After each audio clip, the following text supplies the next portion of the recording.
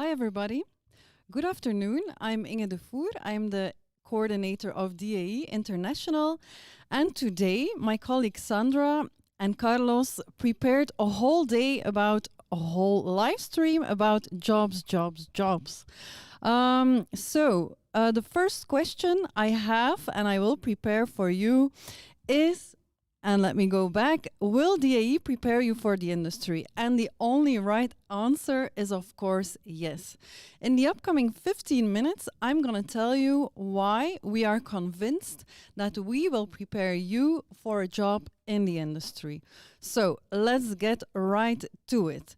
First of all, we're not new kids on the block. DAE has been existing since 2006, and as you all know, we're a 3-year bachelor program. Now, as we have been existing that long, we have built and rebuilt our curriculum with the industry. And we're super happy that our alumni are currently working in studios over 20 countries. Besides all that, we try to push our students to the very limits. We try to enter them in competitions, make them aware of everything, and this has been successful, obviously. This year, we are best game design and development school in the world, again, just like we were in 2017 and 2018. So congrats on the students, and of course we have won some more prizes. We also won the Grads and Games Award in 2018. We also won it in 2021, this year again.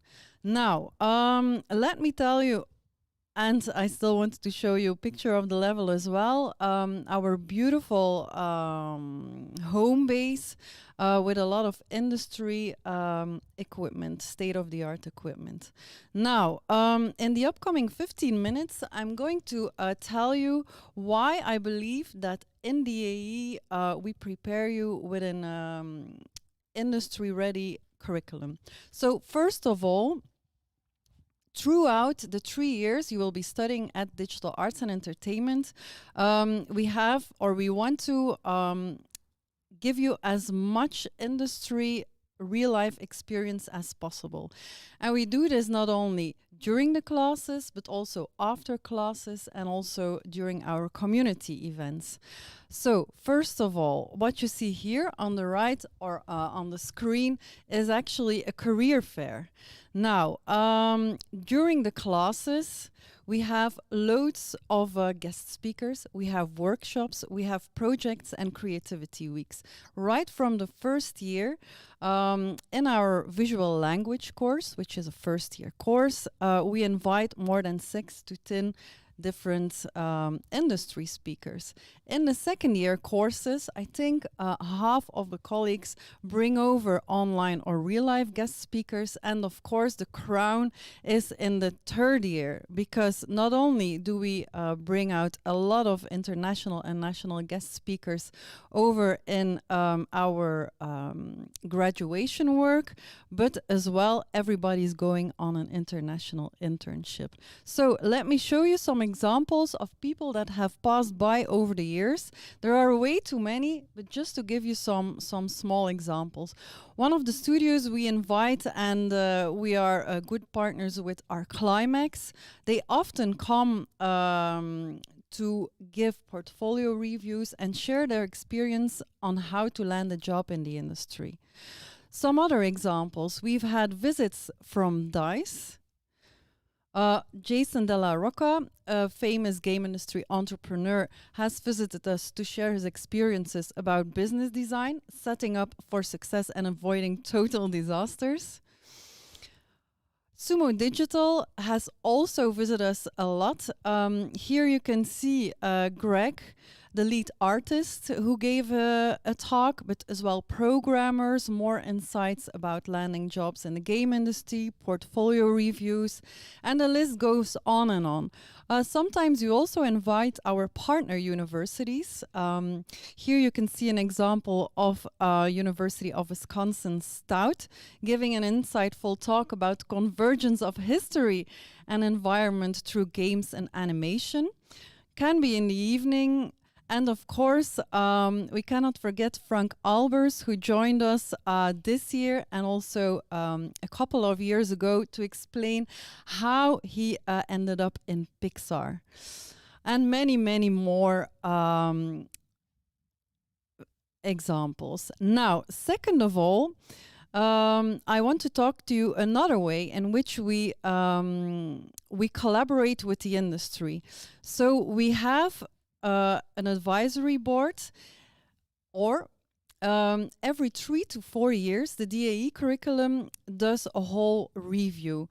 In this way, we change our curriculum as well, and we do it in a very tight connection with the industry. So all of the people you've seen passing by just a couple of minutes ago, we ask them for feedback about our courses, about the hard skills and soft skills every junior should have when entering the industry.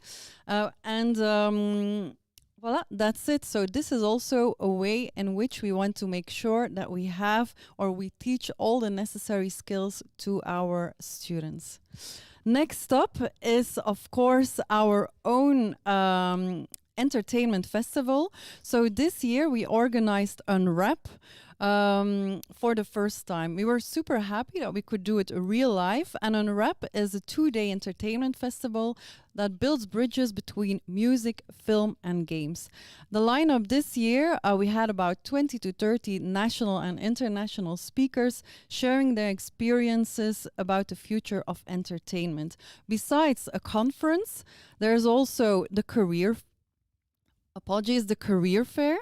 That's a whole day where more than 60 companies are present to interview not only our last year students looking for internships, but where people can also go on interviews for future jobs. Besides that, we have a game pitch cafe, lots of networking opportunities, and we don't organize this alone. We organize this with our partners, the city of Kortrijk, Wilde Westen, Hangar K, the incubator, and many more. So next year, we'll be organizing it again, and you're already warmly invited. Let me cheat a little bit on the 13th till 15th October. So hope to see you there. I'm gonna skip the trailer.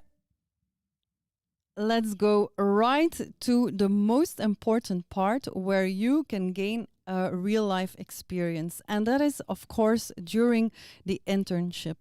Every student who graduates at Digital Arts and Entertainment will do an internship for a whole semester, and that in the last year, and it lasts 18 weeks. You can actually go on an internship everywhere. What we see is that about 1/3, and we hope to push that to half, of our students go on an international internship. But actually, everything is possible. And what do we see? How do you get an internship? Well, you can choose, you can find it by yourself, or we have, of course, our networks that we gladly introduce you to.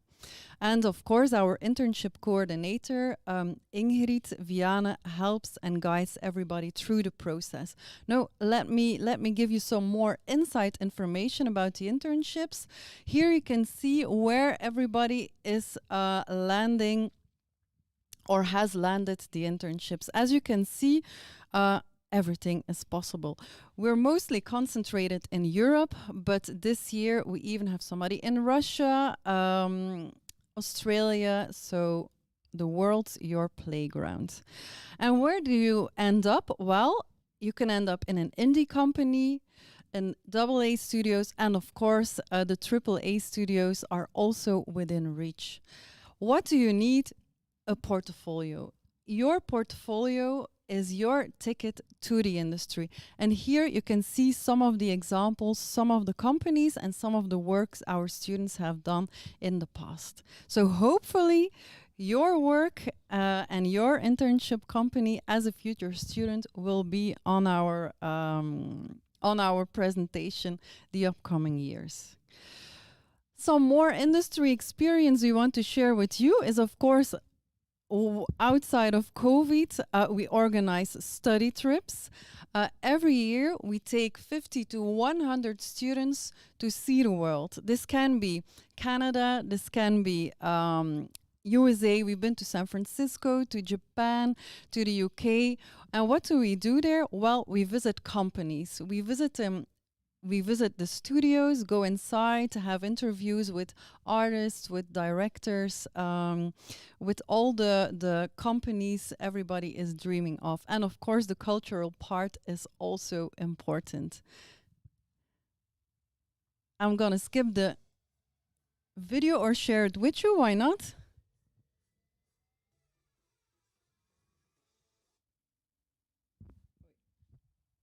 Okay, then we're moving over to DAE Research. DAE Research is coming later on. There will be a live stream video where they will explain everything more in detail. However, the use of game technology in non-gaming sectors is also important to us, because this industry can be the manufacturing industry, architectural industry. Well, these are also industries that use our technology, that use game technology within their industry. And these are also jobs that are locally very important. So the health, architectural visualization, entertainment, education, these are all partners we work very closely together with in research, but also for jobs. Voila. And then, of course, you want to know where our alumni work. I could go on and on in this list. I will just show you some of the many examples and hope to inspire you and let you dream where you could end up after graduating in digital arts and entertainment. Here we go. Enjoy. Oops, I forgot about this slide. So maybe first the figures before I give you some examples. My colleague Sandra, actually, she's also responsible for the veterans. And this year, she actually checked all the alumni, where they work, what they are currently doing. And these figures, I will explain a bit to you. 80% of our alumni are currently working in a job they have studied for. 10% of them are currently studying. Some of them ended up in another position. As you can see, maybe it's not entirely clear, but it's here. Most of our alumni end up in gaming. We see that 3D visualization and of course IT and education are also an important part. As regards to the locations, we do see that Belgium has the biggest bunch of our students. There are still quite a lot of jobs in Belgium, in gaming, but also in non-gaming sectors. There are lots of job opportunities. And of course, the others are mainly working in the UK, in Germany, and we see that our senior students or alumni are also landing jobs in the USA, in Japan, in Australia. So way to go, alumni. Now, let's move towards some impressive examples. First of all, we have Roel Koeken. Actually, he has been working on Assassin's Creed, the movie. He's currently working as a CG supervisor in Double Negative. I'll go a little bit faster. Here you go. No Time to Die has Far Cry 5. We have alumni working at Forza Street. Of course, our own game company, Larian, has to be in the list, and many, many more.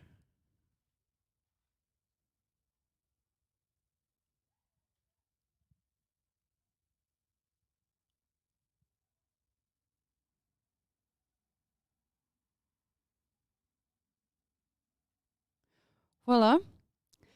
I think we're almost there. I want to thank you for your attention. If you have more questions, please don't hesitate to contact me or my colleagues, and of course to check out the websites. There are loads of alumni stories and news on them.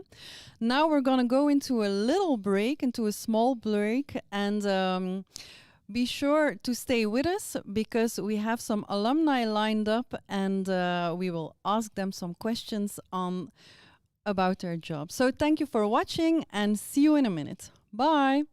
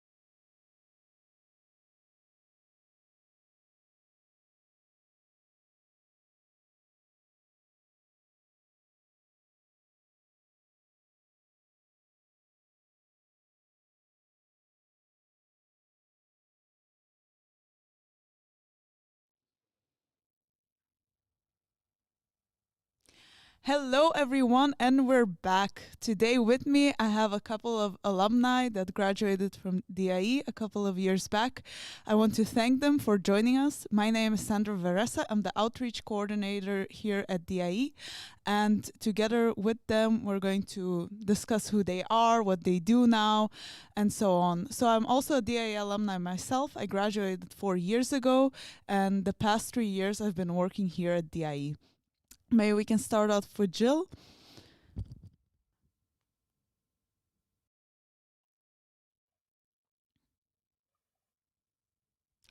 And we're back. Sorry for the small interruption. Maybe we can start over again.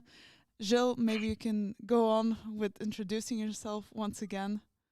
Okay, so I'm Jill van Colly from Moon Monster Studios. I'm the co-founder of that studio, and I graduated from IGP in 2019.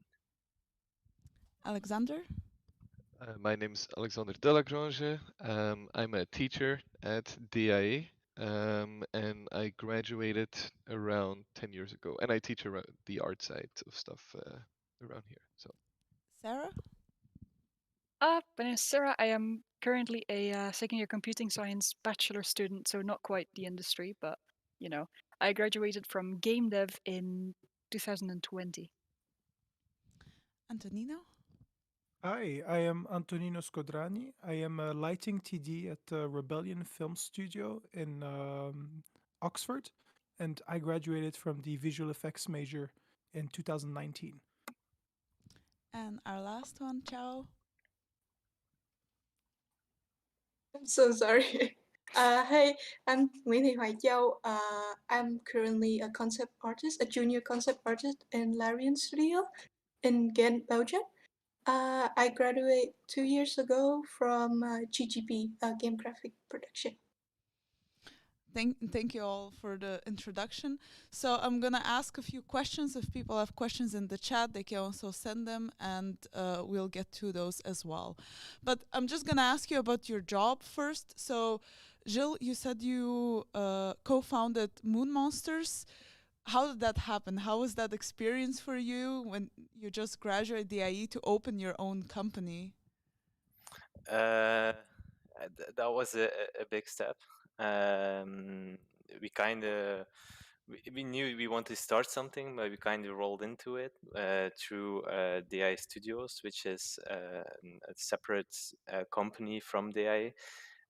We did an internship with that company, and through that way we had our first client, and we wanted to make our first game was a platformer we wanted to make, and that was the reason okay, we're gonna start a company, make this platformer, and see what happens after that. We never made our platformer because everybody said it's never gonna make money. And now we're working on our first VR game, Space Control it's called, and we have done a bunch of projects for clients like the Colruyt, Flavius. There's a bunch more, but really big names.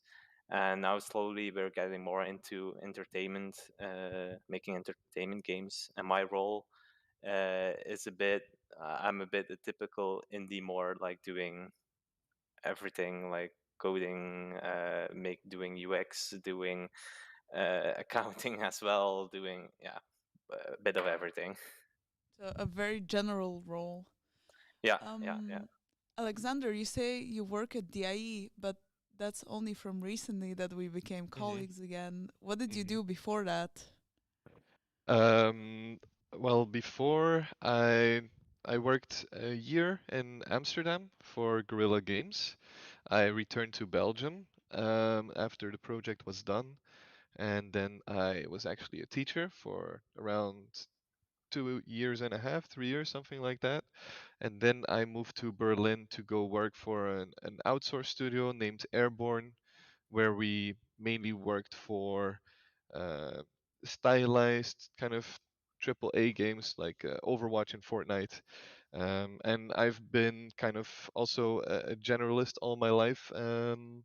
So I've been a character artist, I've been an environment artist, I've been a creature artist, a weapon artist on various different projects. So and then yeah, I've been back since Last year I started teaching again in September. So Yeah, very diverse. A lot of things you did. Sarah, you say you study now, but you also worked a bit, I know, in the industry Yeah, a before. How little was bit. that experience for you? It was very fun.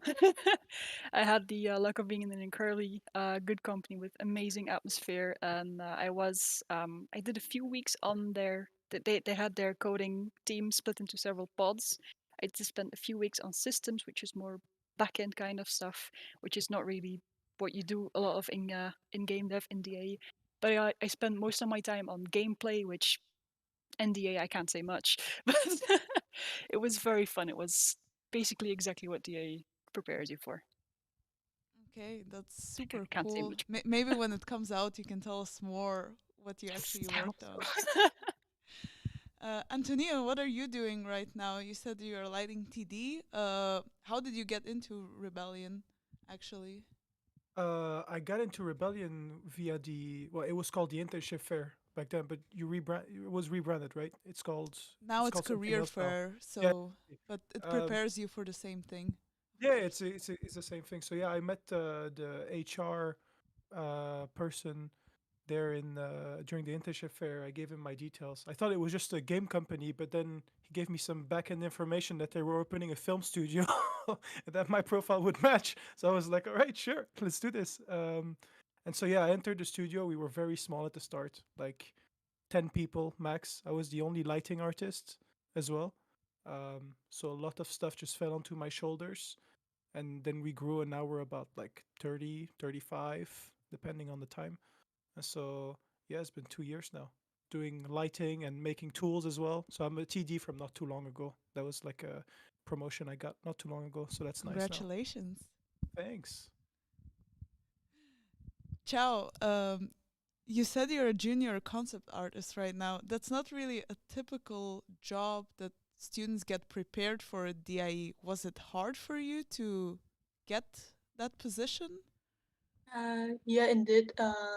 Cause our school is focused on all the technical stuff and 3D and procedural Houdini stuff.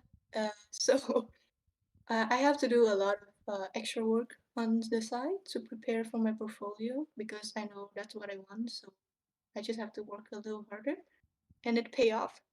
So that's good. That's very cool.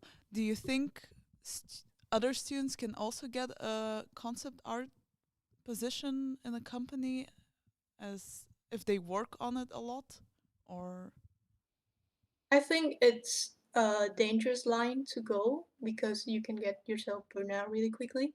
And if you don't have like a good mentorship, I was really lucky because I reached out to some people and I got guidance from them, and I think it's really helpful because if you can have a lot of misconception about what the portfolio should have and what the industry is, uh, and then you can put like pieces that is not needed in there. So yeah, you need to know your capability. Like, do you able to do two things at the same time? Like juggling between school and portfolio, and having a good connection to give you feedback. so how does the day look for you, Chao, actually? When you go to work, what is your day-to-day task that you do So, every day? because I'm a junior, my tasks vary a lot. Uh, I try to cover a lot of bases, but my main task would still be environment and prop concept. So I would receive the brief from either the writer or the designer of what they want the piece to be, the context of it, and the usage of it. And then based on the description, I will create the image for the production. That's mean like the 3D and the animation team to use. And what is the most challenging part of that whole process for you? I think is always staying staying on top of being creative because it's a part of your job description. You have to come up with something cool and not repeating and make it stand out basically and make it still make sense in the real world. Yeah. Thank you, Chow. Jill, you do something completely opposite that is not that art artistic and so on. What is the most challenging part for you? Because you said you do a lot of things, including like managing the company and a bit of making business and promotion. Like, what is most challenging to run your own studio? Uh, phew, there's a lot of challenges, but what's most challenging? I think like standing out is, like Charles said, is definitely something we need to take into account as well. So I think one of the hardest things is when you start a company, you want to make a game, and you have to make a game that really stands out. So how are you going to do that? And finding how you need to do that, because it's a team effort for us when we make a game, and it has to stand out in all aspects. It has to stand out as artistically, but also in mechanically. So I think that's like challenge one. But even when you have like something you feel confident about, okay, we're doing something really nice here, then the next challenge begins, and that's finding money to to make that first game. So doing that, and juggling between trying to make your own game and doing also work for hire to and making good products over there to get a good revenue stream, and juggling that constantly, that's definitely something that's very challenging, definitely in the beginning. Now it's getting a bit easier, but yeah, once you get bigger projects, you want to hire more people, and then it all starts over again. Alexander is a teacher. Do you have challenges every day? Um, challenges, yeah, of course. Trying to make sure your students understand what you're trying to explain to them, right? That's a challenge you have every day. But um, in general, having taught before, I have quite a bit of experience, so it's not as challenging as first anymore, but it's mainly just fun. I think the challenge also for like with my students is I try to make sure that they have fun with their work, because you have to work a lot and it's very intense. And I try to make sure that they have cool assignments so that they don't get bored, and that throughout the classes that the feedback is poignant. That I try to always, like, it's kind of my job to find the sore spot, like what is the thing that we're lacking most, and try to push on that pain spot so everybody's like, and then we can continue having fun again. So yeah, So that's kind of. Mhm. would you say teaching is more challenging than working in the industry, or vice versa?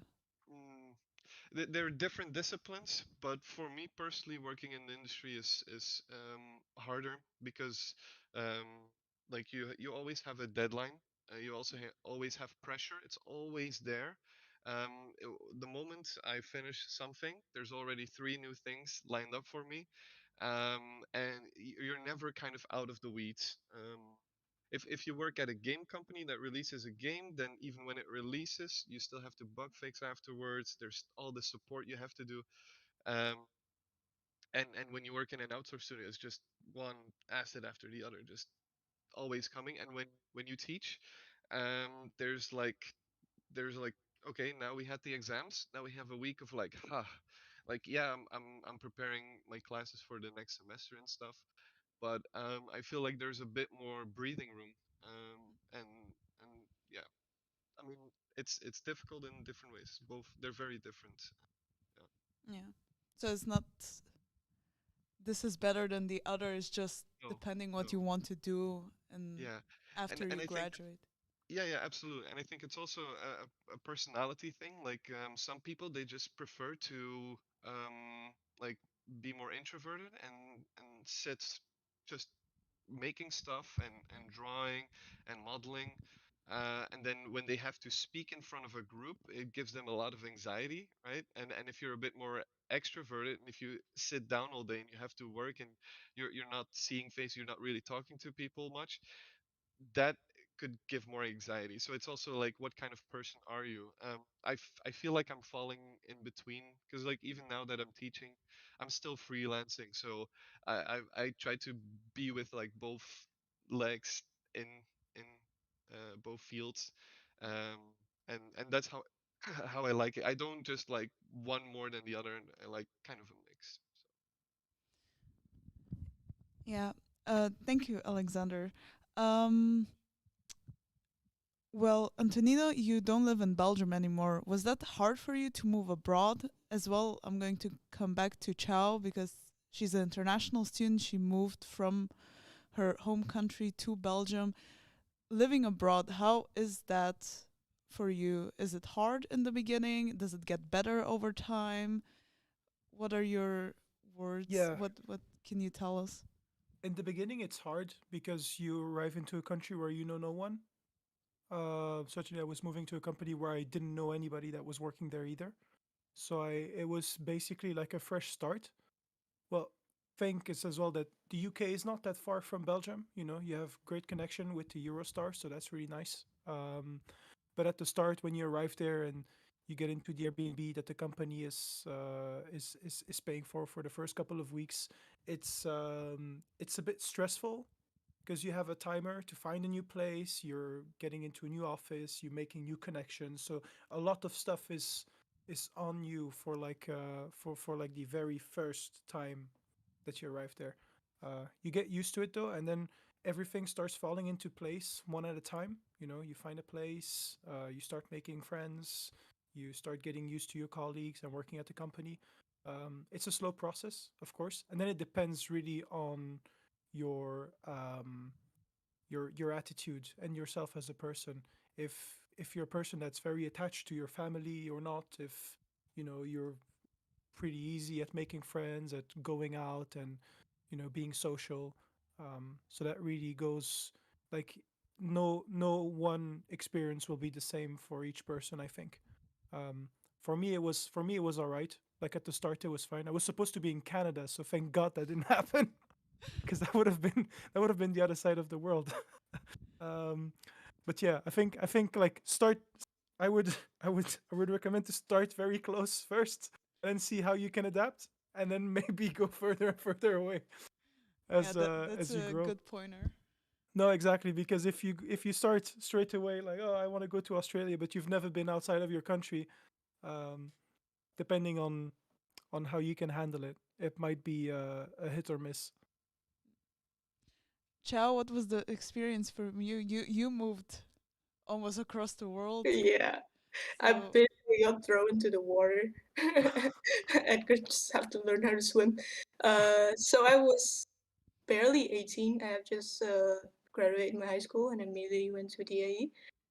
And I was sobbing the whole time on the plane because I was like, why did I abandon my family, my friend, my whole life? Because you basically just, in a way, abandon your identity and going to like a new place and have to restart your life.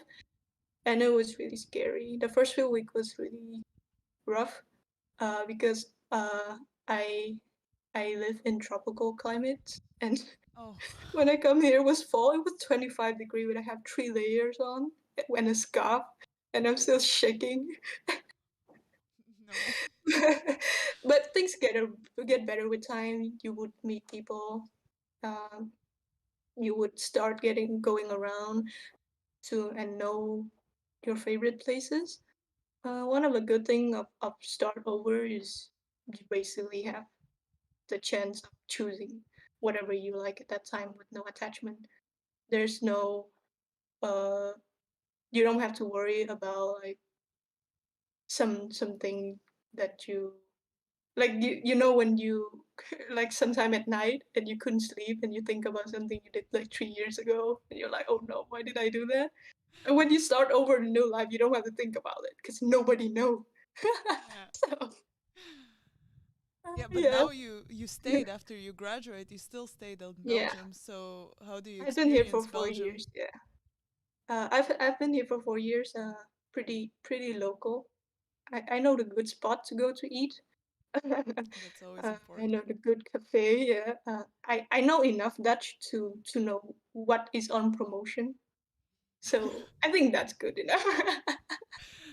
Yeah, so if anybody needs to buy anything, you can contact Chow. She knows all the good spots.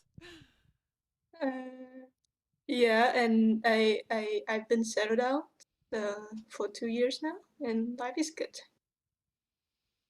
That's nice. Sarah, you study now abroad. How is that experience from you coming from studying in your home country at DIE and then first moving to work a bit in the industry and then moving again to study something? How has that been for you? I've basically done the exact track that Antonino just recommended. It was my home country, but it was still halfway across the country, an hour and a half by car. So it was already decently far away from my home. And I immediately noticed that I do not get homesick at all. So the next step was obviously England, which I did without much difficulties at all. The company was incredibly nice, as I said before. And I had enough time in advance to find a place to stay, luckily. And then I came back for about a few weeks, and then I went to the absolute northern tip of the Netherlands, which is now 5 hours away by car. And yeah, I'm very fun. I'm very adaptable to surviving in new places. It also helps that I've got my boyfriend here. So That's nice. yeah, adapting to new places was very easy for me. Maybe it was also because starting in DAE, it's already a whole new environment, and maybe that helped a little bit as well. Yeah, probably. Alexander, how was living in Berlin with when you were working at Airborne? Yeah. It Going was to interesting. Germany, that's like a whole different step. Yeah, it was very interesting. Also had the same stuff with like finding a place when you arrive there. The housing market in Berlin is an absolute nightmare. It's not even the price; it's just getting a hold of something. And for that, you needed all these papers. Like you needed this paper that required you to get a bank account, but to get a bank account, you required a place. So it was like this, yeah, Yeah. this impossible thing. So I basically I jumped in a van with my girlfriend and my cats. We just went and found a place on Facebook where we could stay for like 3 months, and it was kind of an adventure. Actually, initially I went there for a different job for a startup company, and the first week I arrived there, the company kind of collapsed. So I was there in a new country without knowing where to live in the next 3 months without a job, and so it was an adventure, but it all smoothed out pretty quick. You just take it one by one. If you think of all the stuff that still needs to happen, you're gonna stress yourself out. So you just take it one step at a time, and yeah, I mean, some places are like when I moved to Amsterdam, I had no sense of, feeling homesick or missing anything like that. But it's also like they speak the same language. It's a little bit of a different culture, but it's still like very doable in Germany. I mean, it's not that German is that much different than Dutch, but it's still like just getting used to all of the different variations. If I would have moved to London or the UK, I already speak perfect English. It would have been less of a hassle. Um, but it's just like those little things. It's different wherever you move. So could be. I also had an opportunity to go to Canada. It's funny to hear you say that. But yeah, like I don't know. Like I hear different stories, and it's also from person to person. I know one person, they go to Germany and they love it, and then others they don't. I loved it at first, but then living there for like 4+ years, then I started to getting kind of homesick, and it was also with the whole COVID lockdown, with just not able to do anything anymore in the city with everything shut down. So yeah. You said you were jobless Hmm. when the company went bankrupt and then you got hired. What type of Hmm. skills did require you to have to go into Airborne Studios? Well, experience is a good one, right? It's also like what is the position? You don't apply for a lead position when you're still a junior, although that's actually what I did for Guerrilla Games. I didn't know how to contact them, and I just applied on a lead position saying, I'm actually looking for an internship, but this was my only way of contacting you. And they actually wrote back, and they liked my portfolio and took me in. So, um, you know, also networking a bit. Like before I moved to Berlin, it wasn't just like, oh, I just jumped in a van and I just drove to Berlin. I took about a year, half a year of preparations where I flew several times to Berlin to network. I just met one person that I knew, asked like, "Hey, can I stay at your place? And can you show me some people of the industry?" And then bit by bit, I got to know people. So I got in at Airborne just by already knowing people there. And when they heard that I lost my job, um, you know, they were like, "Oh, Airborne is actually looking for somebody who can do environment work." And because I have such a broad profile, um, it was an easy fit. And there was actually a former student of mine working there too, so they also had a reference, which also helps. References always help. So yeah. That's working in the industry. What are the skills you need to open your own company, Jill? Do you need specific type of things? Is it something you learn at DIE? How can you prepare someone if they want to open their own company? What are the tips you would give someone if they want to open their own studio? That's a whole separate talk, but um, uh, I think first of all you need to have like a mentality that okay, you know that you're gonna fail. That's given, but learn each time and fail as fast as possible. That's really a mentality that you should have, and that's in any case. If you're programming, if you're making art, try to fail as fast as possible to learn as fast as possible. You do learn a lot of skills practically in DAE, but in IGP you also learn a few basics skills for business. But yeah, if you really want to continue, there's a whole separate track where they can guide you and helping out to have the skills you want to have. But like Alexander said, networking is going to be a really important one. And it's not that like if you're not good at networking, you can always find somebody else that you can start a company with, and they can do the networking and you can do more the coding. That's actually what we did. I'm more the networking business guy in our company, and Seppe, my co-founder, is the technical guy, and then Lena is our artist. So we have like we split it out really well, and that's also something you need to take into account. Team when you start a company, don't start out with a team of 3 people that all are good in the same thing, because then you have a huge, well, maybe you can make a game exploiting that one good thing then, and that can maybe work, but yeah, that's one aspect as well. And I think like Charles said, if you want to do, if you have in mind to start a company, like really work already during your years in DIA on okay, how do I get good into starting a company then? What do I need? How do I improve my skills?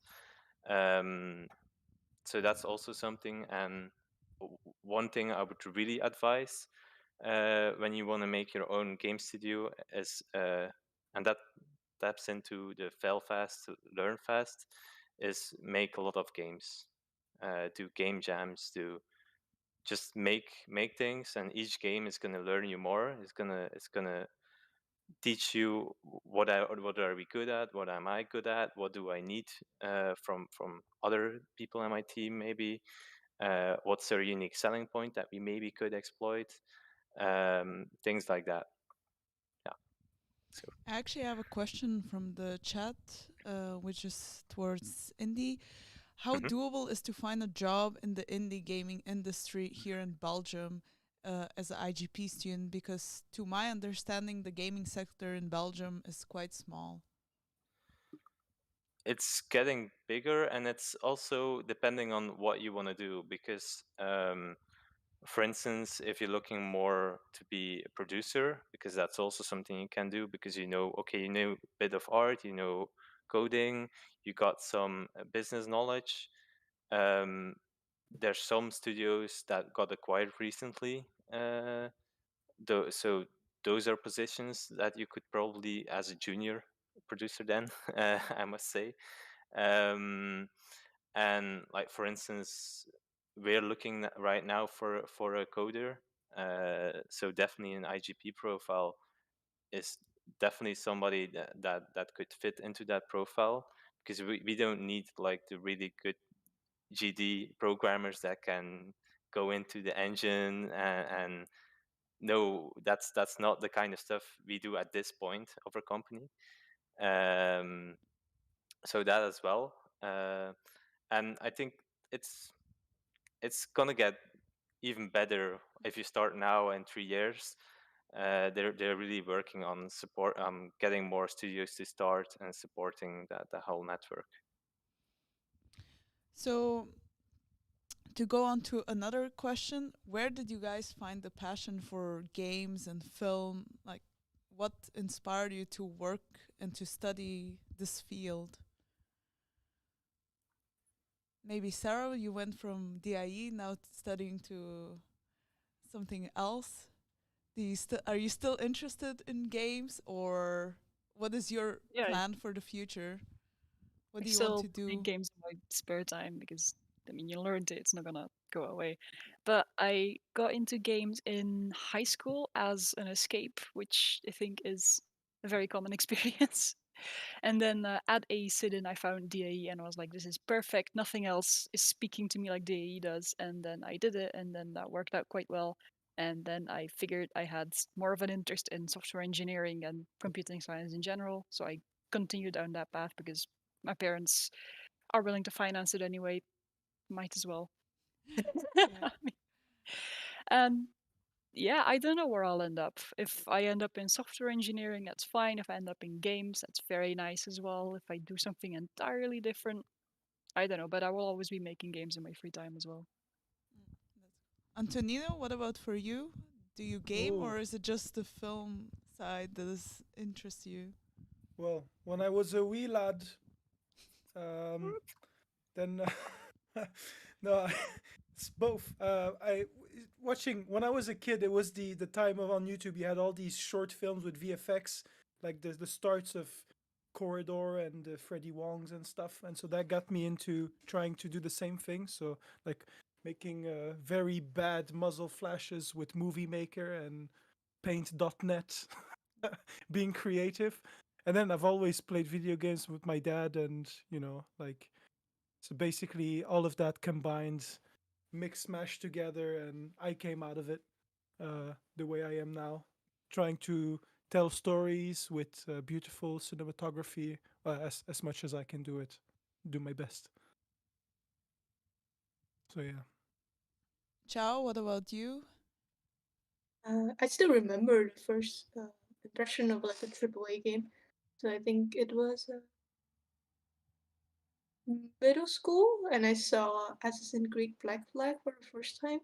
I still remember the shot. It's like the shot of him jumping into the water with Belle, and I was blown away. I was like, "What is this sorcery? Like, huh?" And then when I was in high school, New Horizon came out, and that is also like a big pushing point for me because it's blown my mind to. It's such a cool media that you can tell a story, and it's so interactive, and it's really meaningful. So that's why I'm like, yeah, I'm gonna do this. This is cool. How did you actually learn about DIE then to make the step to even move here? Where did you find out about the school? So I have to thank my diploma to Google.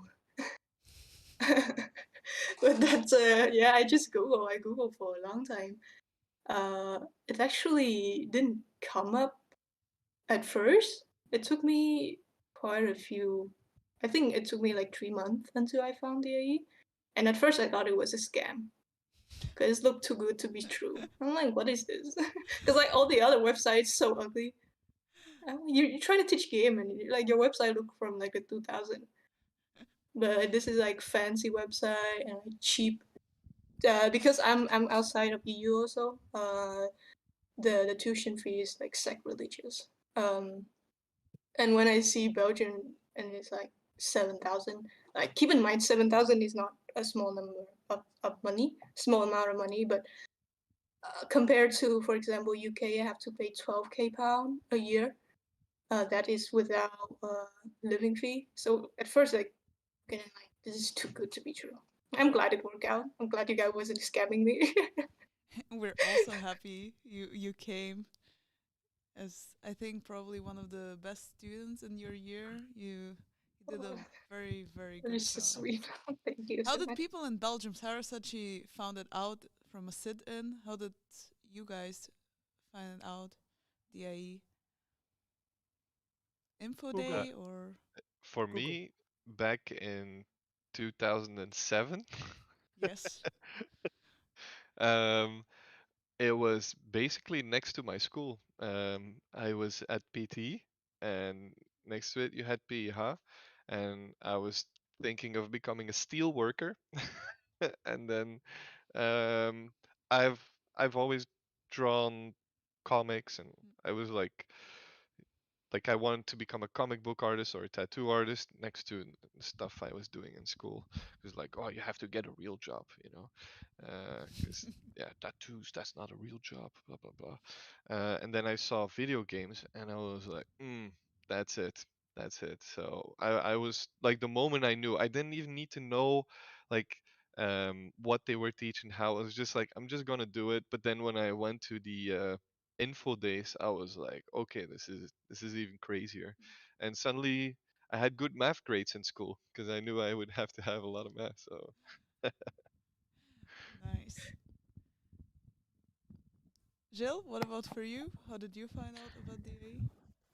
I found out actually when I was looking to what do I want to study, and then I first heard of DIA, but I actually first went for something else and did applied economics. Um, but I completed that study. By the end, I was like, heck no, I'm not gonna be giving financial advice and stuff like that at other people. I wanna make stuff. And then I went to the info days again of the IA because I knew it from initially when I had to make my choice. And then I was like, yeah, like Alexander, like I was just like, okay, yeah, this is it. This is what I want to do. Yeah. What about for you, Antonino? Um, I'm from Brussels, so I'd never seen DAE anywhere or like heard of it. But I knew that since I was, I think, like 15, I wanted to work in VFX. And so by searching first, when you search for schools, you get all the abroad stuff, like not in Belgium, but I was like, oh, maybe there's something in Belgium that could work. And after searching on Google, just like Joe, I found DE. I went to the info days, and when I entered the building, I was mind blown by the architecture. I was like, this is so cool. and uh and yeah, then I knew where I had to be like the year after. And And which that's it. course in DAE was your favorite one when studying here? Hmm. Um, I think my favorite one would be in the first year. How was it called again? It was called VFX preparation. It was taught by Dirk, and I mean I love Dirk. And then there was 3D production as well, taught by Watt, and I love Watt as well. And these two classes, they were great. Yeah. What about for the rest? For Sarah, what did you enjoy the most when studying at DAE? Programming. All four. There's in game dev. There's four. Well, in my time, there was four classes of programming. Program 1, 2, 3, 4. All of them were my favorite. It sounds very stereotypical software engineer, but it's true. It's just in the first years programming 1 and 2, you get so deep into C++, you are genuinely an expert in it at the end of it. And in the second year, programming 3 and 4, you expand on that. You learn design patterns, you make your own little engine, you see other things like SQL. It was really interesting. It was my favorite. Ciao, what about for you? My favorite was character design, followed by pre-pro, naturally, because I'm a drawing person. Yeah. But yeah, Jonathan class was it's a lot of hard work, but at the same time, it's really chill, and it's such a positive environment. So yeah, I really like it. It's my best time. It was so fun. And game project, Yeah. because you get to make game with your friend, and that's the best fun ever. How did other people experience game projects or group projects? Yeah. Because you also have VFX. Good? Yeah. It was Very super. fun. Yes. I still miss those days to this day. The days of just hanging out in the and working on your project with your mates. Good times. Alexander, what's the favorite course you teach, not that you study? Who teach? Yeah. That's a difficult one. From all the courses you've taught at DAE, what? Oof, you're making it harder for me now. Yes, there Even you more. go. My favorite one that I've taught, I suppose, my first year, when I started teaching, I had to invent a course, kind of. Was based on environment art, level decoration, and nobody knew what physically based rendering was. And having just worked on a PlayStation 4 launch title, it was like the first implementation of it in DIA basically, and just figuring all that stuff out, writing the very first um, course, or just kutsjes, about PBR was so much fun because like even till this day, it's still in the even though I don't teach it anymore, it's still in the PowerPoint material. Like some of my jokes are in there, and also just teaching the third years, they were they were also kind of close to my age because I graduated like 3 years before that, or 2 years even, and I could still like I still have a very close like, oh, I can actually change what I wanted to have in my third year, which was super cool. So yeah, that was definitely but the favorite course that I taught. Nice. So every GGP student now has to thank you for having that course through all the generations that went through game graphics production. For suffering through my bad jokes, yes. Yes. I can say a thank you in their name, I think.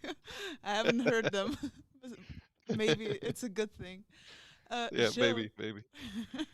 what about for you? What was the course that had the most impact on you? I think it's I'm not sure how it's called. I think it was programming 1. I'm not sure. But it's like the first time we got like a whole crash course of Unity. And by the end of that semester, you had to make your own game. It had to be a clone, because making a whole new game is a whole different set of challenges. And I made a Ratchet and Clank clone, which was a bit insane to do as a first try. But it worked out well. Now if I look at it now, it would be shit. But as a first project, it was really cool, and all worked. It had like combos and everything. So I think that's like the thing that stuck the most. Making the whole game on your own. Hmm. And what is the favorite project you've done now during your work? What is something that you feel the most proud when from your current job? Is it your own game you published? Is it that you're That's going to just publish, or is it like a company? well, then if I say external? that, then I have to hope that no clients are watching. Um, yeah, it's not out yet, but Yeah. I'm hoping that first game is probably gonna be the thing we're the proudest about, because there's really a lot of sweat and well, not tears, but a lot of passion into that project. Happy tears. Yeah. So I think that's definitely something, like, always when you, and I think the thing that we have the most fun with is when we make something and then people actually get to play it, and then you see, oh, it actually works, and people are having fun, and or people are learning new things. That's always the moment that's the most satisfying for us. What about for you, Antonino? From Which what I did at work, what my favorite project. which project at work was most interesting for you to work on? Oh, for me, it would be the Evil Genius 2 cinematic trailer. Yeah. Because I always wanted to do cinematics. That's why and there's the first one, and the style was like Pixar like Incredibles, and I love that project. So I could like the lighting I did on those shots was fully done by me in terms of concept and everything. It was perfect. COVID just hit. I was working on a beach scene. I was basically at the beach all day long. It was great. And did DAE prepare you to be able to work on that? Yes.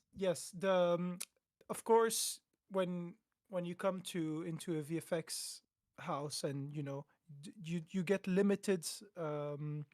I think that it would have been nice if I had a bit more pipeline knowledge, but that you just get it on the job. But like when it comes to technical knowledge of the software, and that's something as well. Like, don't neglect the classes where you learn about composition, because it everything comes in handy. Like even the stuff like pre-pro, I don't draw, but just the knowledge of the composition and how you should stage stuff. It's just everything comes in together, and you have this eureka moment of like, oh, that's why maths was important in high school. I use it every day now. Yeah. So yes, it definitely prepared me well. What about for you, Chow?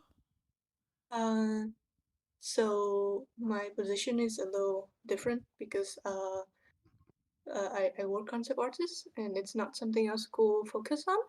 But still, our school prepare me have like a good knowledge of the pipeline of what happened from start to end, and from there I can prepare my concept to be very useful for the production team.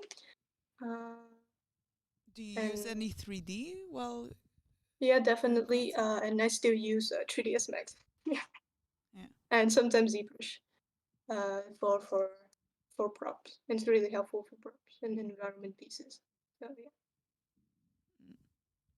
What about for you, Sarah? How DAE prepared me from doing No, that? what is the most proud What was the thing you've question? worked on? Ah, Is it a tool you've built or something very for the difficult project? question. Yeah, I still think back with happiness to my game projects as well.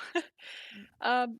Other than that, I am super proud of what I worked on at the company in England, in Brighton. Super proud of that. There's a cinematic trailer came out a few months ago, and I was crying happy tears when I was watching. That's Like, amazing. yeah. Other than that, oh man, I don't know. I'm using everything I learned DA to make Mm. things in my current course that the other students are like, where did you learn that? Mm. But yeah, those are the two big things. Alexander, what about for you from working on Overwatch and Fortnite? Would you say this specific thing is what I'm most proud of from those big names? I I don't, it gets more difficult the more stuff you work on, because it's like it's so different. it becomes hard to compare. Also, like you're in different parts. Like before, you were a junior, you're still learning a bunch of stuff, and then you get a bit higher up, and then you also like mentor some people. They're very very different experiences. So I have trouble comparing them because they're so different. But I do have like when I worked on Overwatch, like I do have like this one weapon that I like the most that I did. On Fortnite, I have this one character that I like the most, or jetpack, or like I have like favorite moments on each project, for sure, for sure. But it's impossible to pick one And actually that's for okay. me. Multiple is also okay. So Yeah, we're almost multiple. reaching our time to end. I want to thank you all, and maybe for a last moment, you can all share what some advice to future students that would like to join, and how to afterwards, once graduating, what they should do, what how should they approach applying for a job. Maybe we can start from the top. Jill? Oh, okay.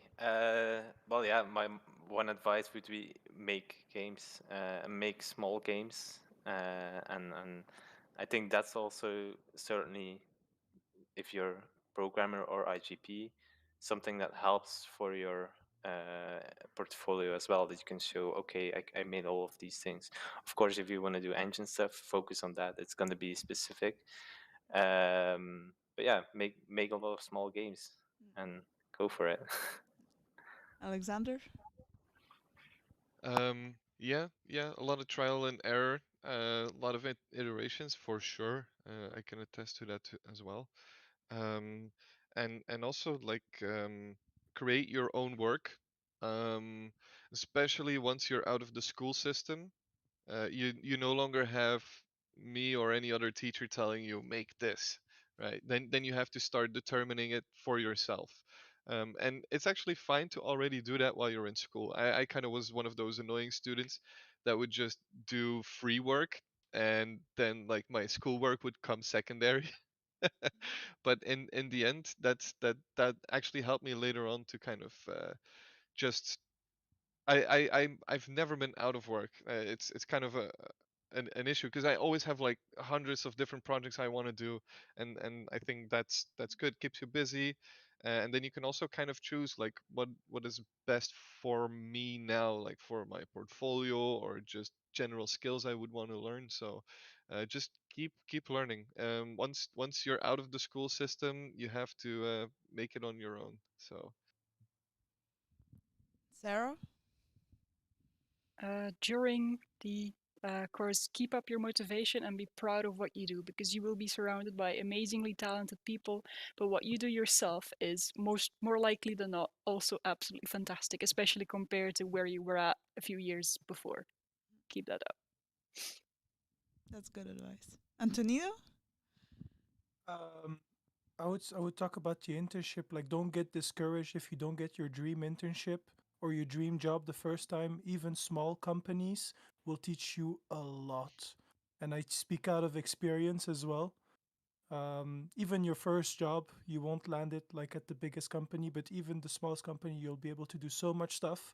And without you like thinking about it, you will have learned so much and improved so much as an artist that you know it will happen at some point. Just be patient and work with what you have at the start. And last, ciao. My advice would be, for when you're in school, keep an open mind.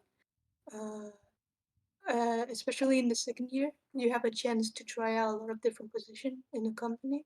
And I think it's a really cool opportunity to really test yourself and see what you really like. Maybe you find a new passion.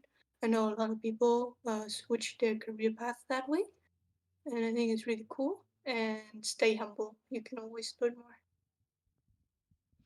Thank you all. Thank you so much for joining us. For the viewers out there, stay tuned. We're gonna go to first to show you a bit what DAE Research does, and then afterwards we'll have Michiel from DAE Studios also explaining what DAE Studios is all about. Thank you all. Thank you for joining. Bye.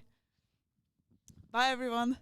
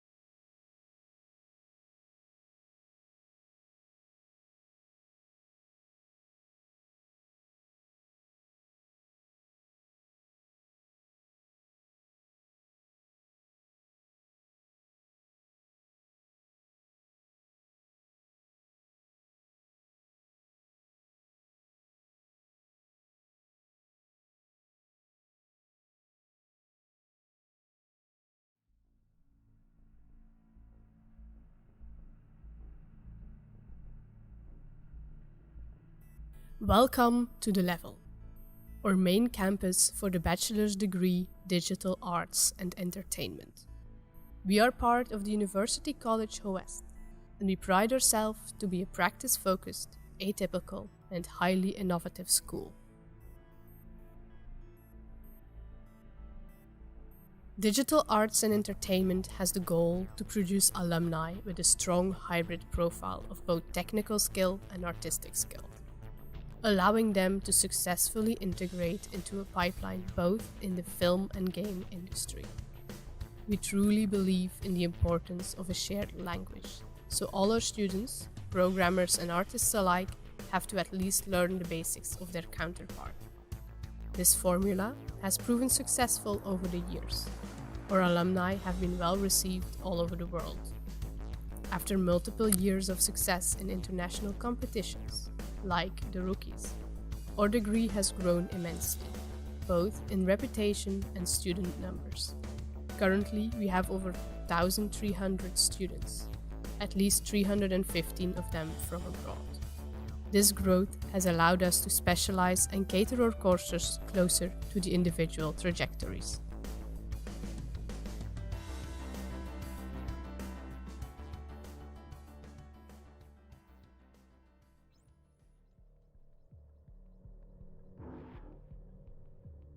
DAE Research is the research cell of the study program Digital Arts and Entertainment, where both demand-driven applied research and applied research projects of our own volition are set up.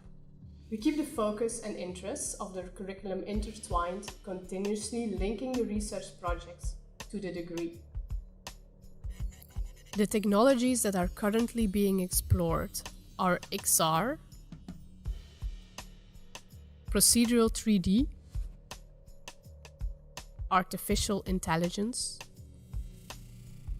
computer vision, hybrid ray tracing, and motion capture. At DAE Research, we aim to work on innovative use cases in close collaboration with local companies and organizations, with 3 goals in mind. 1.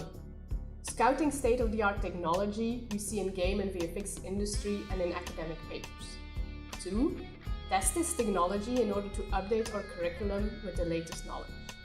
And 3. Help translate this technology to a broader audience to stimulate sector innovation. These 3 goals help create new markets for our alumni and local companies, which is another important point for us. As a result of this, a big amount of the research projects are oriented towards transferring the knowledge of game technology to sectors other than entertainment, and on exploring new game technology, both in hardware and software.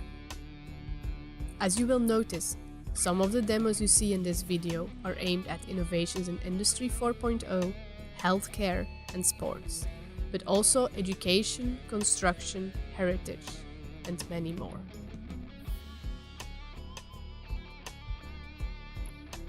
Local companies can work together with us in various ways. We support and coach companies and knowledge institutions when starting up a project.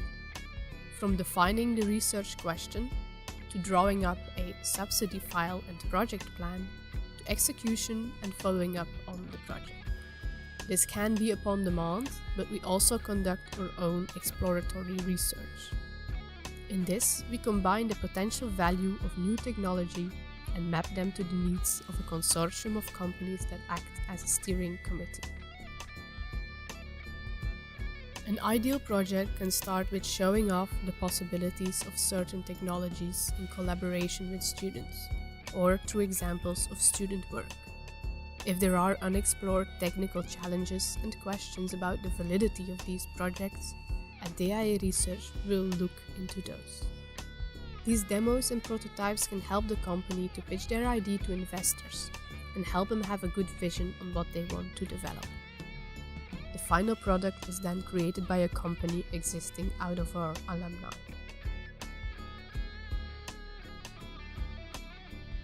During one of these projects, we ran into the challenge to create a workflow to procedurally generate a photorealistic carpet.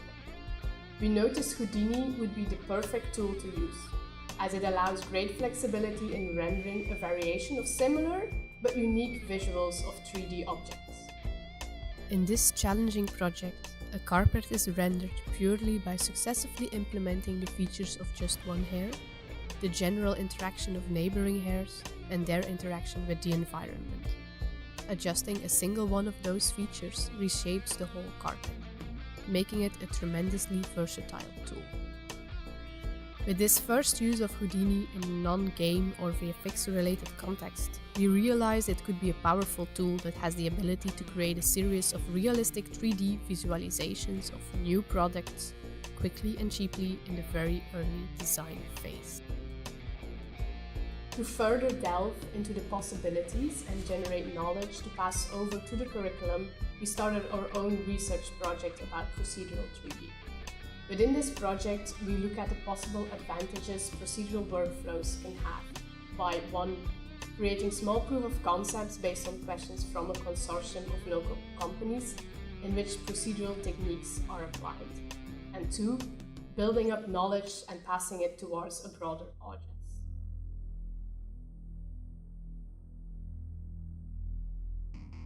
Hi, I'm Steven. Together with some of my colleagues, I've been using Houdini during our procedural 3D project. I'd like to now show some of the proof of concepts that we made. We have made a number of proof of concepts to explore different workflows to work with procedural 3D in Houdini. This is an example to mainly get to know Houdini. It was also to get a feel for the difference between parameterizing everything versus random generation from seeds. We used parts of this case to explain the logic and workflow behind parametric and procedural mesh generation to external people, and to inspire them to see potential uses for it.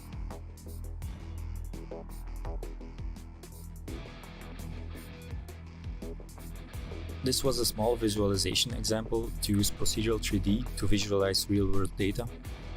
This uses the COVID infection data normalized by population from the World Health Organization and links it to the vertices of the sphere according to their distance to the loaded centroids of the countries. In this case, both the data and the visualizations are questionable.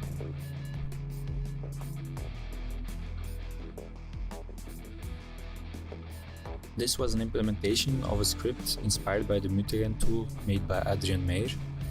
It allows to generate variations of an HDA by randomizing the parameters and allowing the user to select parent variations as a basis for the next generation. This uses very basic genetics logic to drive the parameter values.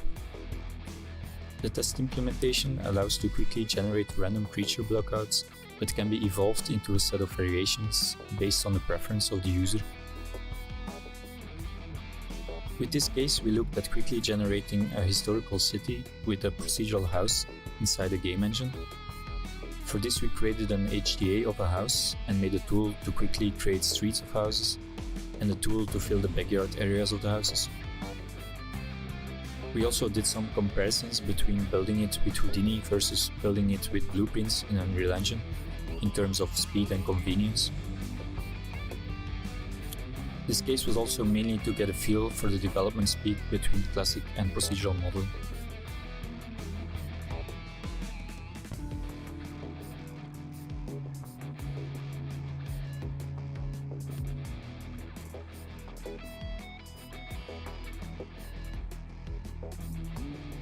For this case, we looked at Photoshop as input for a game environment example by SideFX Labs and started from a Photoshop file as well to generate an environment that converts shapes and lines to 3D content. The idea was also to look how different layers can automatically interact with each other.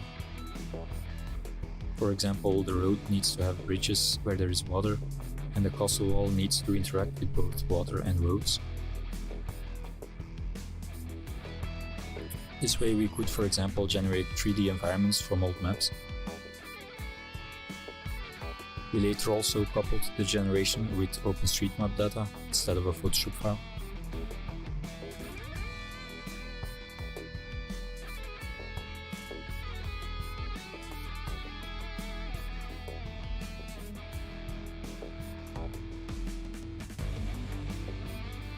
With this case, we showcased how much time it would cost to set up an automatic procedural propping pipeline from Houdini engine to Unreal Engine. During this process, different ways of using a propping tool were tested to see the impact of different workflows. This resulted in a final tool where speed, versatility, and user-friendliness were key.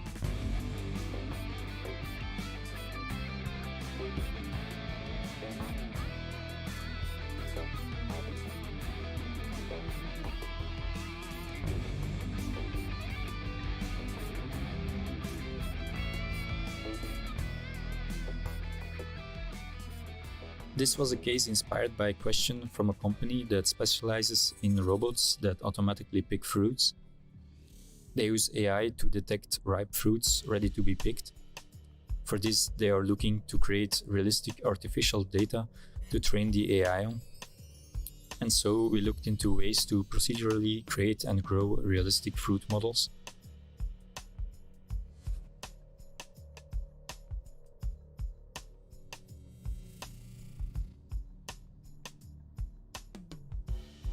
Following the fruiting bodies of a plant, also the leaves needed to be realistically created. We combined this with the question from another company of how the math in papers can be transferred into procedural algorithms. This project was mainly done in Python, and then the data was loaded in Houdini to generate the geometry and to bake out the textures.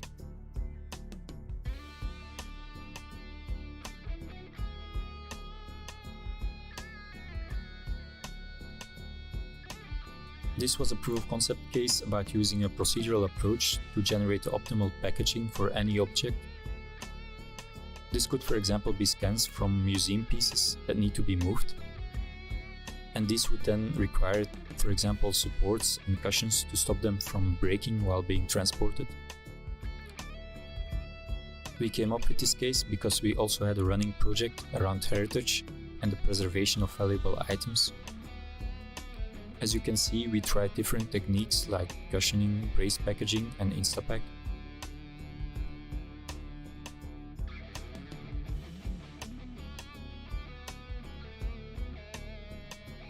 In order to understand the possibilities of digital self-bodies, and because there are more and more questions from medical institutions to realistically visualize and simulate organs and tissue, we wanted to document the different options available. For this, we did several tests to achieve different realistic behaviors. We looked into vellum and femme and, for example, tried to achieve realistic slicing of a soft body. This turns out is still quite a challenge. We used the information and the visualizations that we gathered to explain the different options of vellum, femme and also grains to external people and to educate future students.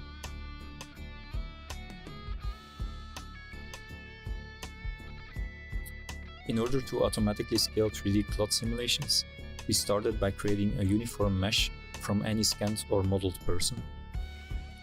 We did this by finding the joint positions with using the straight skeleton node as a start point.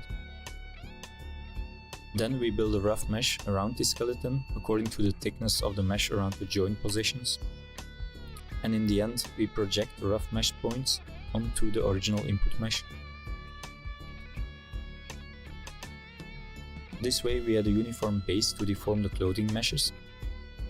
We did a lot of experimenting to achieve the best results and to fix some issues with, for example, looser clothing.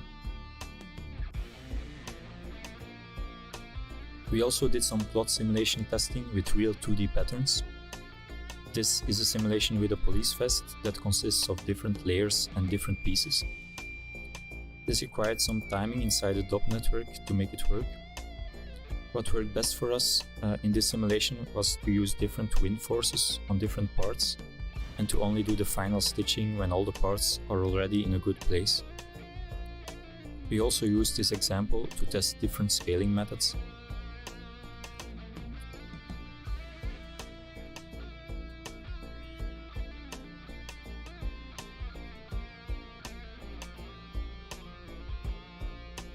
Another thing we did during the project was setting up a node network to automatically find the best fitting patterns for different avatars.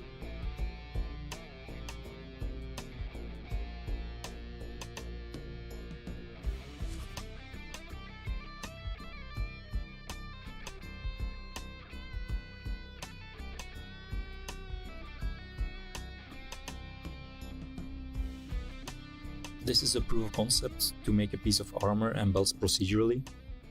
The model is built from a few anchor points that can be moved manually or linked to an avatar mesh. The idea being that the heart shapes wouldn't bend unnaturally like they would if it was all just skinned to a character rig. The model can also adjust to a bigger person, for example by generating more segments. This takes some time to set up, but like all things procedural, would save a lot of time in the long run. A lot of logic could also easily be reused. And for example, the procedurally generated plates could be replaced by a nice sculpted version.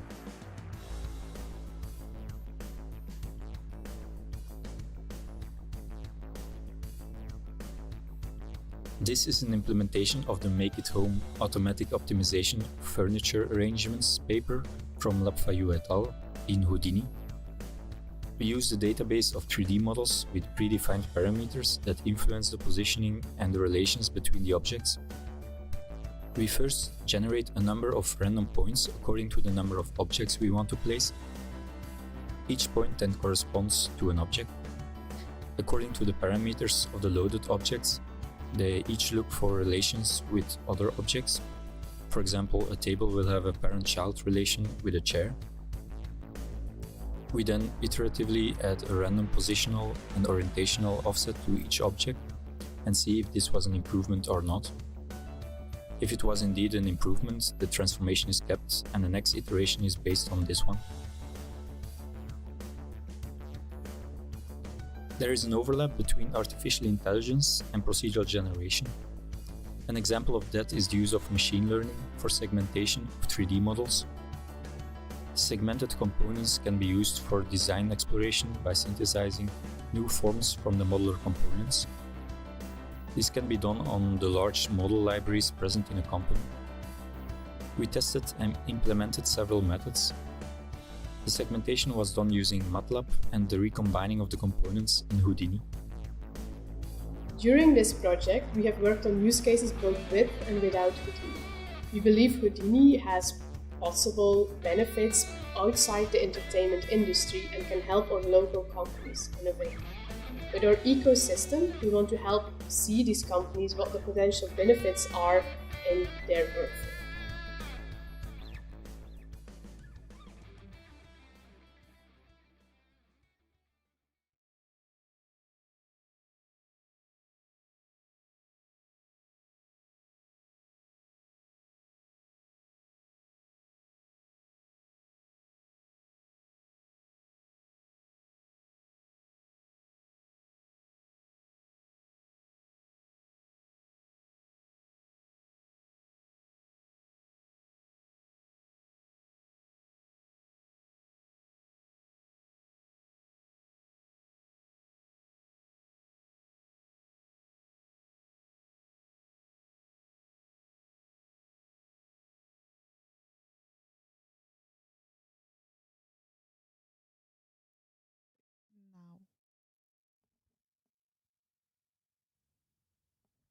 Now, go.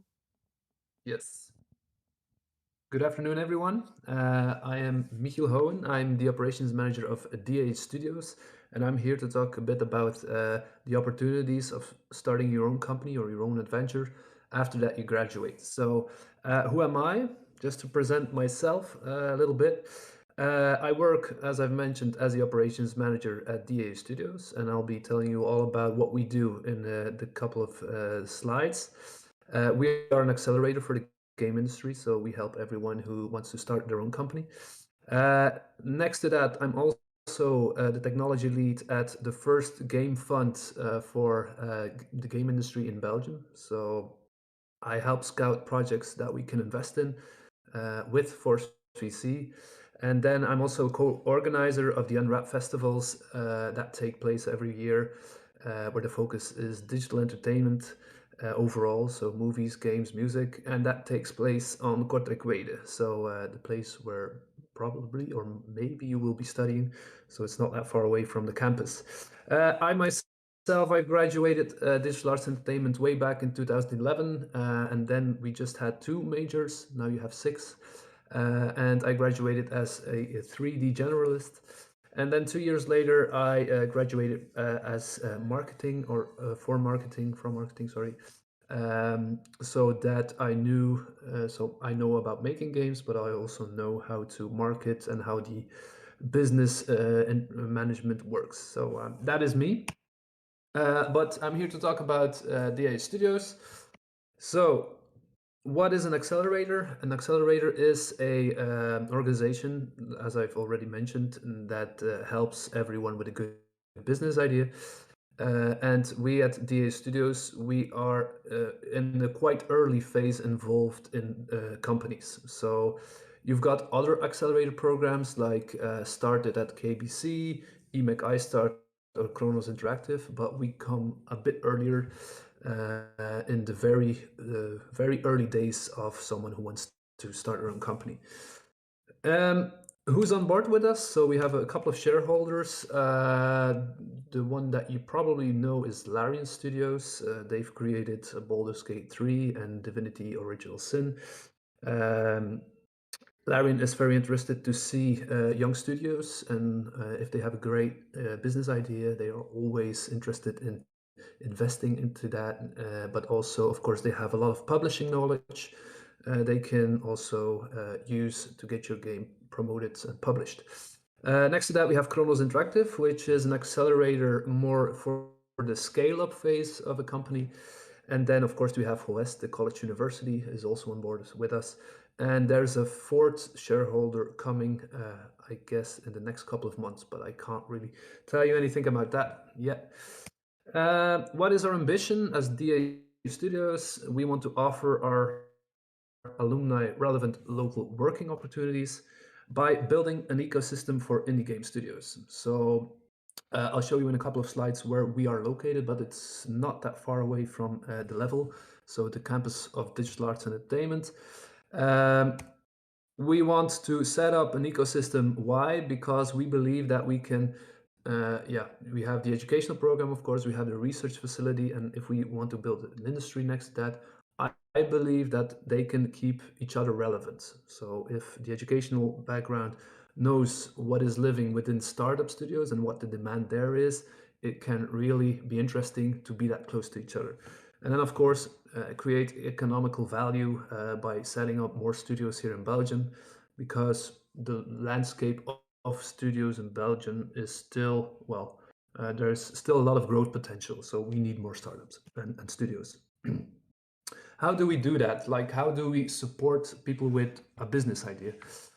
We have an incubator and an accelerator program. So the first things first, you have the incubator, and it's what we call the 2 games a month incubator. I'll tell you why in a couple of slides. But it's more of a meeting place,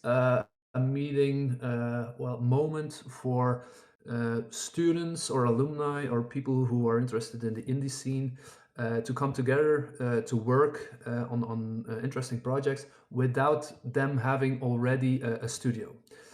So it's more about familiarizing with the commercial setting, with making games together, with games with, of course, that is commercially viable, not just for points, but also for money.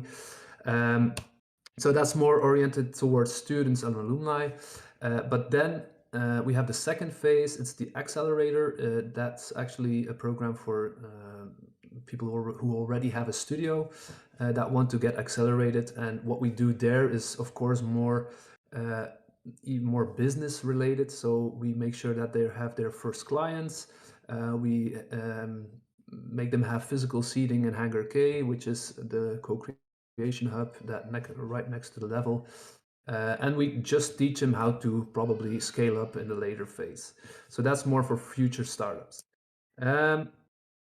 Let me tell you something more about the 2 games a month incubator. And we just started the 2 games a month incubator again this Monday. I'll show you, I'll start off with just an after movie. It takes almost 5 minutes, but it gives you a very good idea of what the incubator or the program is about. Let me start this right here.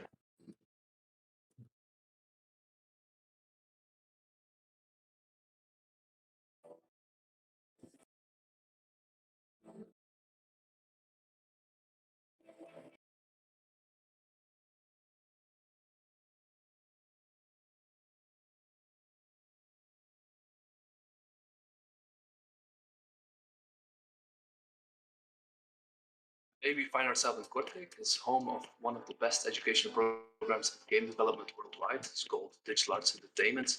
And we at DAE Studios, we're the spin-off accelerator of the program, and we try to boost every individual, every team who wants to start their own company.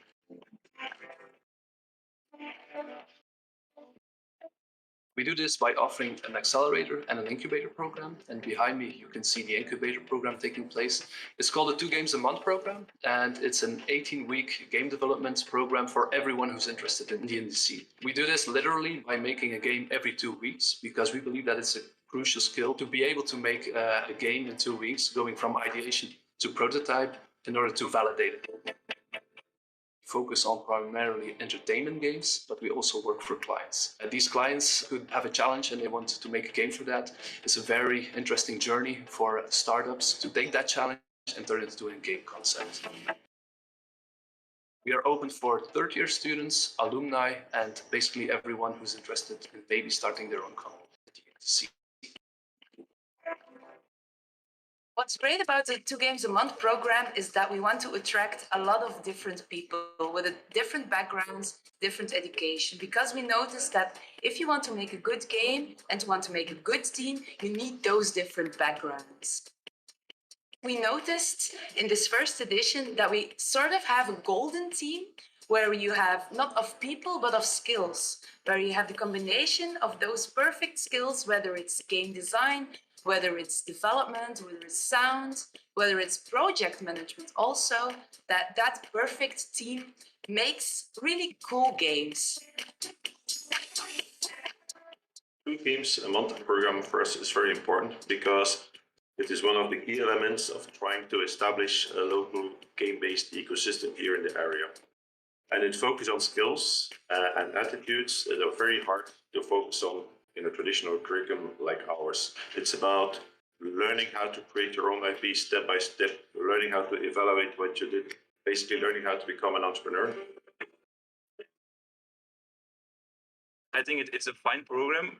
We had to choose an internship this year, and I was thinking about going to a normal company, but because I'm interested in the indie development scene, I want maybe to start my own company or be a freelancer.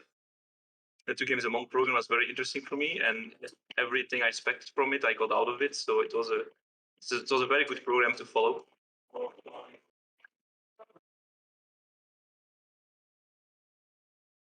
I learned a lot, starting from modeling in 3D and drawing in a fast pace to brainstorming and working in teams. I've even improved my skills in presenting because at every end of the sprint I had to do a presentation. So I had a lot of teaching from the program. The best moment during the program where we actually physically got together and sat down with a whiteboard and actually just come up with thousands of ideas with simple words. My most fun project during the 2 games a month program was Scribbles of Madness, due to the fun team I've been working with, as well as the fun and engaging concept I've worked on. So after the 2 games a month program, we have finished approximately 32 games, and some of them are really nice and really fun. And then our job is to look at which are the most promising ones and think about what can we do with them later on. If I had to describe DAE Studios 2 games a month in one word, it would be stressfully nice. Great. Fun. Interesting. Challenging.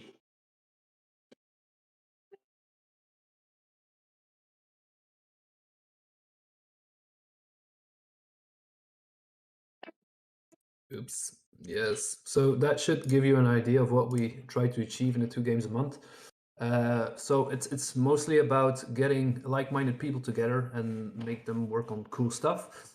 And what is even more interesting for me is that after that program, that we have a team or maybe multiple teams who want to set the next steps. So an example of last year's edition was one of the teams, one of the startups decided to keep on working on one of the game concepts that they made, and we helped them enter for a VAF application. So that means that they would ask for subsidies to get their game funded. And Metro Warriors got granted, I think, 40,000 euros, which they are now working on to make one of the games into a commercial title. So that's just one of the steps that are very interesting for me, because then I have the teams to go towards the next level, and that is the accelerator. So yeah, typically we work in Hangar K. Of course, it's been a bit tough last couple of months because of Corona, but now things are shaping up. And we are actually working physically. So we are working in teams and make those teams make awesome games. So just to give you a glimpse of how it looks like in Hangar K. And then, of course, we have the accelerator, and currently we are accelerating 5 studios. We want this year to have 3 new studios aboard.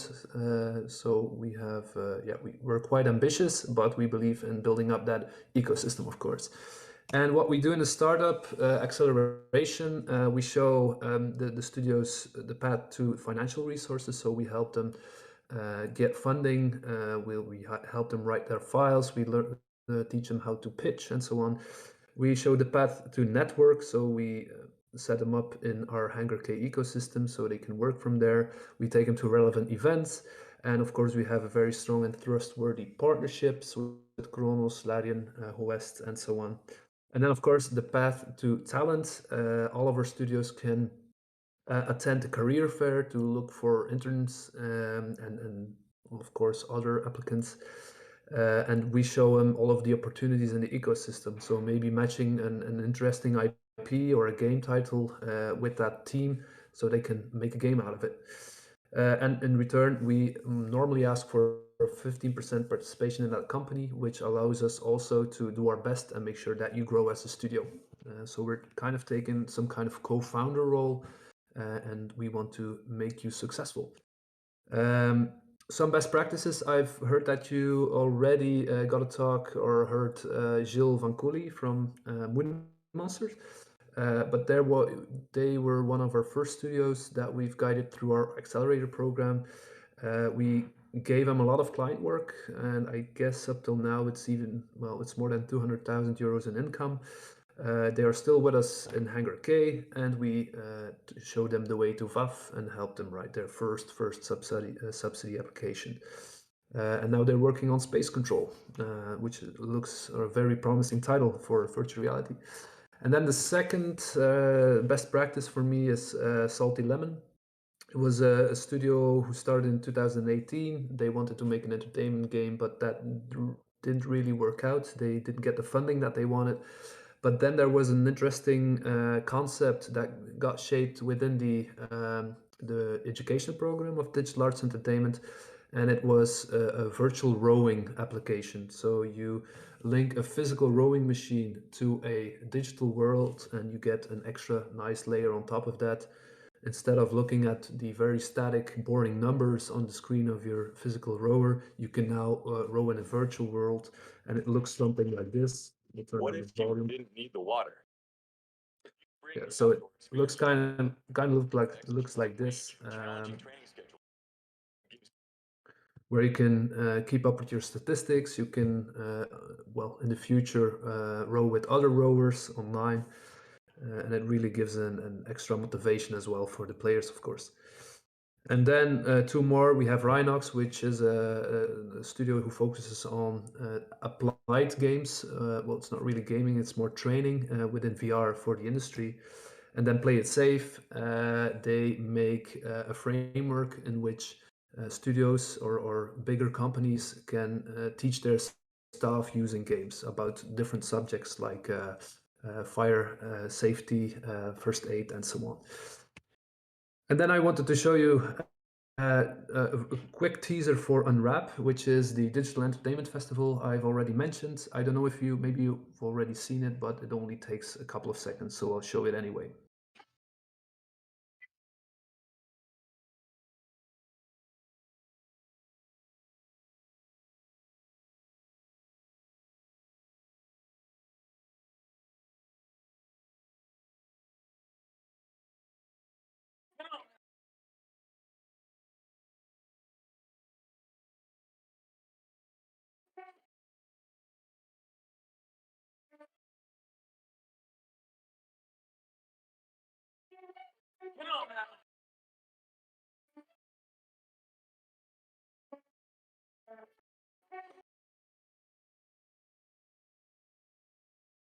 So why did I conclude with this video? Because it's a very nice example, a very nice result of our ecosystem as a whole, which enables the studios, the educational program, and all different sectors to meet in one place, which is called the Unwrap Festival. And we expect big things from it, as we will try to achieve 3,000 visitors this year.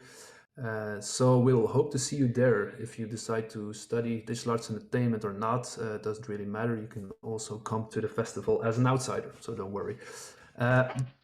These are my credentials. If you would have any questions or ever want to get in touch or want to meet our ecosystem, just give me a shout. Thank you.